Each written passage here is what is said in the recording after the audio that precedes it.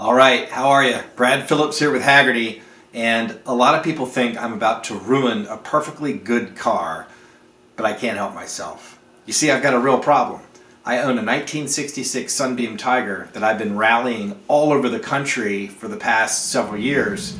I mean, coast to coast, everywhere, thousands of miles, but it's a stock 260 cubic inch two-barrel engine. Everything's original. Now, we freshened it up a little bit, kind of going through gaskets and things, but it is the original engine. Sitting here next to me is the REDLINE Rebuild Ford 289.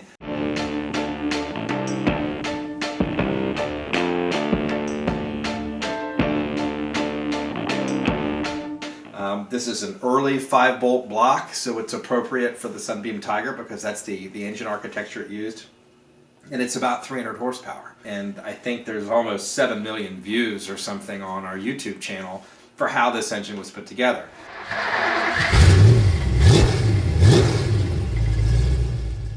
So this has to go in a car. We have to finish the chapter of what happens to this motor. So why not combine it with a car that I literally run every few months in some kind of a crazy Hagerty rally. So I thought we'd walk around the car a little bit. We talk about kind of what the changes are going to be.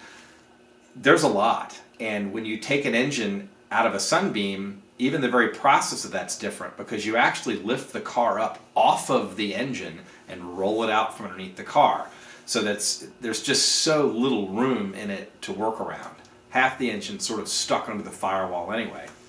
So if you look at the engine that we've got here, it's got these great Holman Moody valve covers on it. Well, they're not going to fit, so I have to put stock valve covers back on it.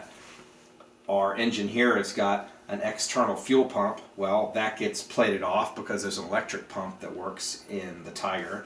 Oil filter goes remote. It's got a short water pump. There are a lot of different things that are different about it.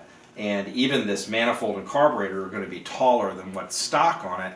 But this was called the LAT1 option. So it's a vintage Edelbrock F4B 4-barrel manifold with a little holly on it. And as long as you don't use a spacer, it'll all fit.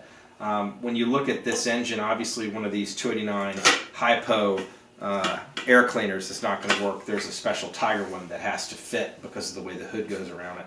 But this is going to be quite the project. I'm very excited about it, and when we get it all back together, hopefully we'll see you out on the road again, and we'll maybe a little more growly than before, but hopefully it won't be too much for it.